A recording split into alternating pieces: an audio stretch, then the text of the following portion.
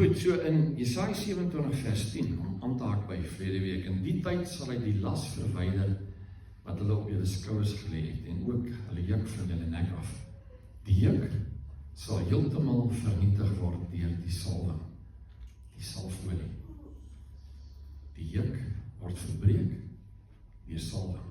Goed, en dan ons gekyk na Jesus wat gesalf is. Hy staan op in Lukas 4, hy vat die boekrol van Jesaja en hy sê ek is gesalf om vryheid te bring, genesing, al die goed. En dat die Here se salwing vir elkeen van ons is. Salwing is die sigbare werking van God se onsigbare teenwoordigheid. En dit verander iets. Salwing verander iets. Kan jy self bly. Goed, Lukas 5 vers 17. Op een van die dae, terwyl Jesus besig was om die mense te leer, het daar ook Fariseërs en leermeesters van die wet van Moses gesit, wat van oral af uit die dorpe van Galilea en Judea en selfs uit Jerusalem gekom het. Hoor nou, hier is nou hierdie vergadering, hier is besig om mense te leer, al die ander ons is daar, en dan staan daar, die krag van die Here was teenwoordig om gesond te maak. En die Here is alomteenwoordig, hy is altyd oral. Hier staan, hier was 'n salwing, hier was die krag van die Here is teenwoordig om gesond te maak. Iets spesiaal, nie sommer net 'n dae of 'n nooit as present. Handelinge 10 vers 38, ons lees hoe God Jesus van Nasaret met die Heilige Gees en met krag gesalf het. Hy het die land deurreis goed gedoen en almal wat onder die mag van die duiwel was, genees. Oral waar hy beweeg het. Op 'n stadium wil die hele skare net aan hom raak, want daar staan dat krag uit hom uitgegaan. Almal het hom raak, want as jy hom kon raak, het jy gesond geword. Iets het gebeur, dat krag uit hom uitgegaan. Spesiale salwing, die teenwoordigheid van die Here. Handelinge 1 vers 8 sê, julle sal krag ontvang, wanneer die Heilige Gees oor julle kom, julle sal my getuies wees. Julle sal krag ontvang, iets gaan verander.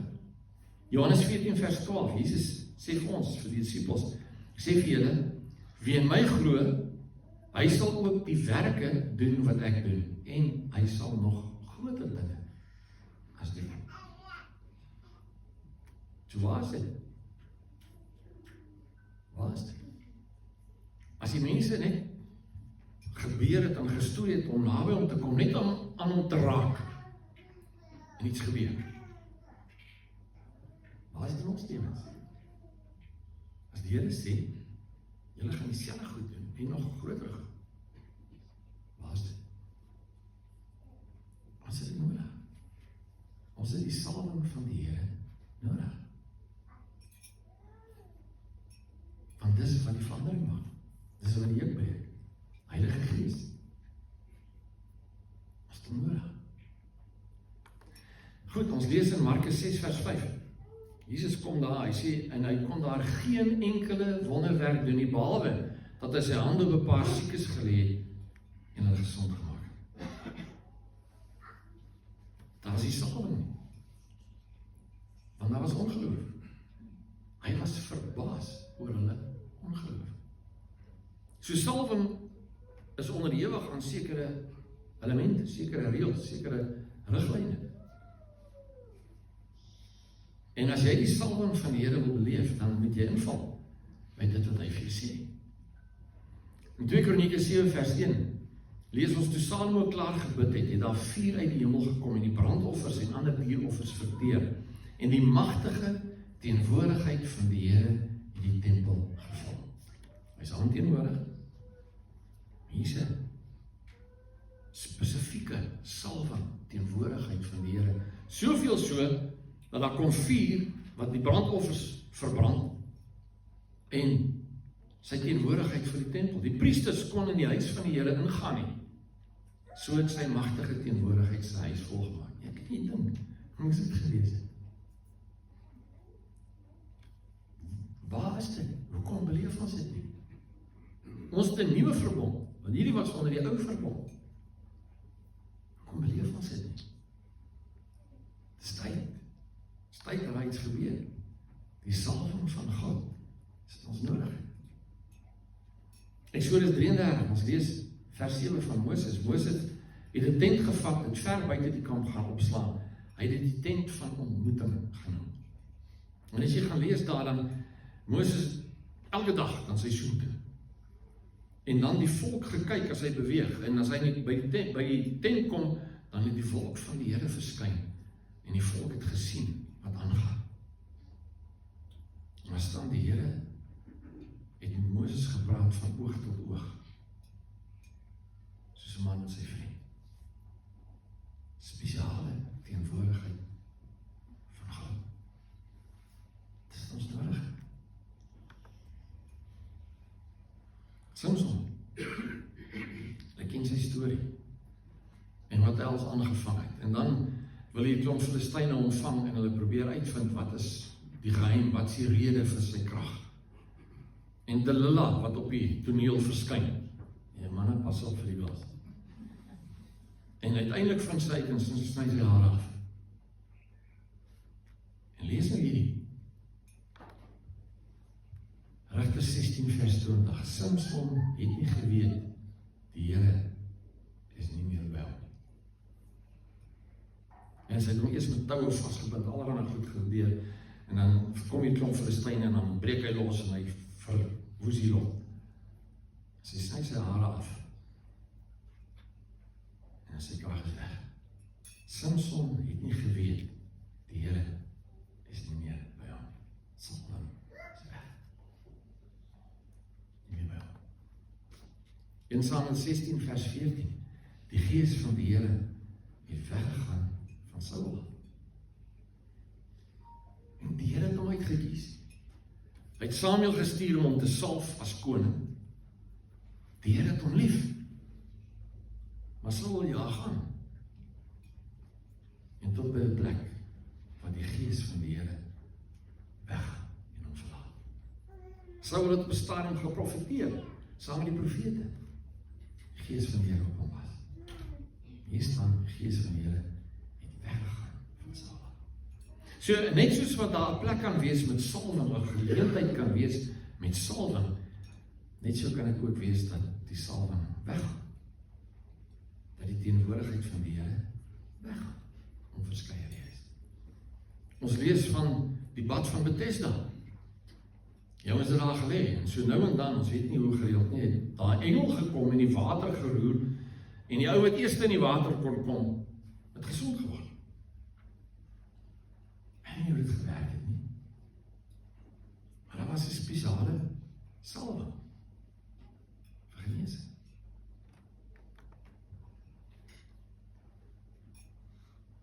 Oneenigheid en bitterheid, maar die salwing weggaan. Hoor mooi. As jy sit met bitterheid in jou hart, jy loop met onvergifnis, jy is kwaad, jy is suur, jy is beneuk, dan jy weet, dis teen die salwing van die Here. Ongehoorsaamheid. As die Here met jou gepraat het, hy het vir iets gesê, jy doen dit nie, dan sal nie salwing. As jy self gesenteerd lewe, het gaan alles net oor jou. Die salwing, sonde, ongeloof, al die goed, is teen die teenwoordigheid van die Here. En nie my verkeerd verstaan, die Here is al teenwoordig, en die Here is by jou, en hy sal jou nie los nie, en hy sal jou nie los nie. Hy sal jou nie los nie. Selfs as jy ontrou is, bly hy getrou. Hy sal jou nie los nie. Maar as jy al wegstoot, en jy sê nie, ek wil nie hê nie, dan gaan hy weg. Dan mis jy dit. Die salwing van die Here. Titus 3 vers 10 sê, as iemand verdeeldheid bring tussen julle, gee hom 'n eerste en 'n tweede waarskuwing en gooi hom dan uit die gemeente uit. Iemand wat verdeeldheid bring, is anti die koninkryk. So kyk in jou eie hart. Wat gaan in jou hart? Praat jy sleg van mense? Skinder jy? Kwaad praat? Sê slegte goed van ander? Of veg jy vir die eenheid van die liggaam van Christus? Veg jy vir die eenheid van die kerk, van die mense om jou? Want verdeeldheid is teen die salwing. Spreuke 6 vers 16. Die Here haat 6 dinge, nie daar 7. Ek noem vir julle die eerste 3. Hy sê, hoogmoed, die Here haat hoogmoed. Soos daar hoogmoed is daar nie salwing. Hy haat arrogansie. Jy is die nek van die plek, jy is die eister. Pas op. Die Here hou nie daarvan nie. Selfverheffing. Die Here hou nie daarvan nie. Hy haat dit. En jy kan nie verwag as jy iets doen wat die Here haat, dat sy salwing en sy teenwoordigheid daar sal wees. 1 Petrus 3 vers 7 sê, manne, pas op. Jy moet jou vrou met respek hanteer, sodat jou gebede nie verhinder word nie. Wat gaan jou huwelik aan?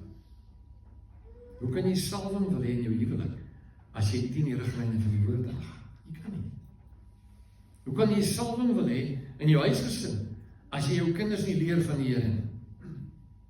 As jou voorbeeld wat jy stel, nie is wat die Here wil hê, hoe kan jy salwing verwag? Jy kan nie. So sorteer hy goed uit. Psalm 133 vers 1 sê, hoe goed, hoe mooi is dit as broers eensgesind saamwoon. Vers 2 sê, dit is soos olie, wat van die kop af van die baard afloop. Vers 3 sê, daar beveel die Here sy seun, lewe vir altyd. Eenheid. Gaan oor eenheid. Dis nommer 1. Dis eenheid. Dis hoekom die Bybel so ernstig is, oor en oor vergifnis. Nie so maar klaar oor dit. Moenie maar daai goed in jou hart loop nie. Die ou vir wie jy kwaad is, die ou wat jou ingedoen het, hy voel niks daarvan nie, dis jy, dit vreet jou op. Vergewe hom of haar terwille van jouself. En dan kan jy salwing wees, as jy loop met hom vergifnis. So wat moet ons doen om salwing te kry? Nou vra die Here. Vra. Ek sal in 'n plek instap, ek in die kerk. Ek het volgende die omgestap, en sê, Here, ek verklaar hierdie plek van ontmoeting met U. Ek vra U salwing, ek vra dat U sal kom, dat elkeen wat hier instap met U te doen kry. Vra die Here. Vra hom wat jou huwelik betref, gaan staan voor hom. Hou jou hande en sê, Here, asseblief, geef my salwing. Gee my salwing in my huwelik.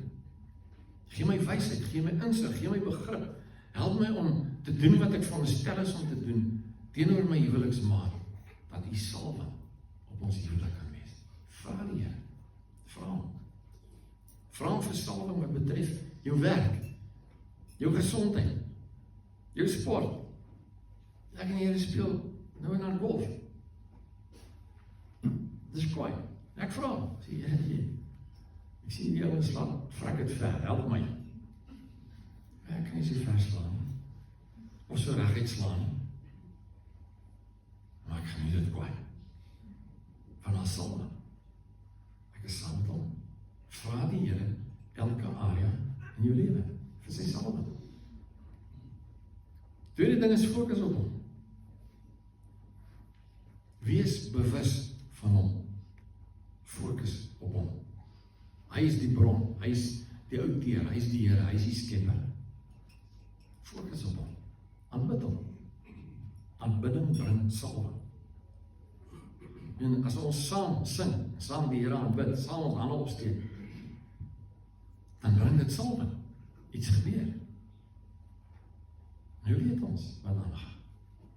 Hoe weet ons wie se liggaam het die Here vanoggend aangeraak terwyl ons gesing het, terwyl ons hom aanbid? Hier staan ons hande opsteek en sê, loof die Here, o my siel. Hoe weet ons wat in lywe gebeur het? Wat in harte gebeur het? Ons weet nie. Maar ek glo daar gebeur iets. Want die oomblik wat ons hom saam aanbid, kom maar salwing. Dankbaarheid. Ja, hier is al gewoon nou dankbaarheid. Hoe gereeld sê vir hom dankie? Hoeveel keer per dag kom jy met dankbaarheid in jou hart? Vra hom. Versalwing, hê jy dankbaarheid. En hê dan 'n verwagting. Hê 'n verwagting. Nie daaroor gepraat voor ons begin. Ek verwag van die Here inspraak. in my lewe. Met wat ek ook al besig is, ek verwag dat die Here sy hand uitsteek en dat hy my help. En of ek nou met mense sit en met hulle praat, en of ek vrouens probeer raad gee, en of ek besig is om 'n afdak op te sit, of wat ook al aanvang, ek verwag om dit saam met die Here te doen. Ek verwag sy salwing. En ek vra hom vir alles. As ek daai graf staan, om die pad reg te maak, dan verwag ek dat hy by my sal wees, en dat hy my help. Dat ek nie aanjaag nie, want ek dit ordentlik doen. Elke area van my lewe. Verwag die Here sy inspraak en sy salwing. Psalm 27 vers 14 sê, wait and hope for and expect the Lord. Hoor jy? Wait and hope for and expect the Lord. Be brave and of good courage. Let your heart be stout and enduring. Yes, wait for and hope for and expect the Lord. Laat dit deel van jou lewe wees. En ek probeer dit doen. Ek fokus daarop. Of ek nou fietsry en of ek nie, wat ek ook al aanvang. Ek verwag die Here se teenwoordigheid. Want sy belofte is, hy is by my. Hy sal my nooit los nie, nooit versaak nie. Hy is by my. Maak nie saak wat ek doen, waarmee ek besig is nie. Hy is by my. En maak al die verskil. En dit beteken nie alles loop altyd reg nie. Ek is nie 'n Toyota nie. Ek kry moeilikheid. En dinge loop skeef, en ek staan op, en ek het 'n pyn, en dan is my knie, en dan my duim wil nie vat nie, en dan is die ding wat uitgroei, en maar ek verwag van die Here sy teenwoordigheid. En wat ook al skeef loop, kan ek dan toe vat, sê Here, hierdie ding is nie lekker nie. Wat is ons plan? Help my. En hy gee 'n plan. Maar jy verwagting van hom, dat hy in jou lewe gaan inspraak neem, dat sy salwing daar sal wees. So laaste skrif, Handelinge 2 vers 38. Bekeer julle, draai na God toe, sodat julle sondes uitgevee kan word, en tye van verkoeking, verfrissing van die teenwoordigheid van die Here mag kom. Besondere bewuswording van sy teenwoordigheid. Maak tyd net voor hom te wees. Ek stil te raak voor hom. Here, hier is ek. Kom maak my vol. Heilige Gees, kom maak my vol. Kom maak my weer vol. Kom maak my nog voller. Want ek kan nie sonder nie. Ek sal nie sal. Vra die Here dat jou plek, jou huis, jou kar, wat ook al, dat dit plek sal word van salwing. Dat as mense daar instap in jou huis, hulle bewus sal word van hom. En as dit ons verwagting is, as dit ons ingesteldheid is, weet jy, dan begin dit half maklik word om die negatief van ons lewens een kant te stoot. Want ek wil nie goed hê oor die salwing teëgaan. Want ek is jaloers op die salwing. Dan word het maklik om te sê, nee, ek wil nie hierdie hê nie, want ek is bang dit trek my af. Jy sien, om 'n negatiewe ding te oorwin, moet jy 'n positief hê. Dit help nie, jy probeer 'n sonde net uit jou lewe uitkry, nie, jy moet dit vervang met iets positief. As ons eers kan proe, kan smaak, maar die salwing is, dan sal dit ons motiveer, en ons sal agter dit aanhardloop, want dit is die hoogste van alles, is God se teenwoordigheid. Mag jy sy salwing in jou lewe beleef, in elke area. Kom ons bid.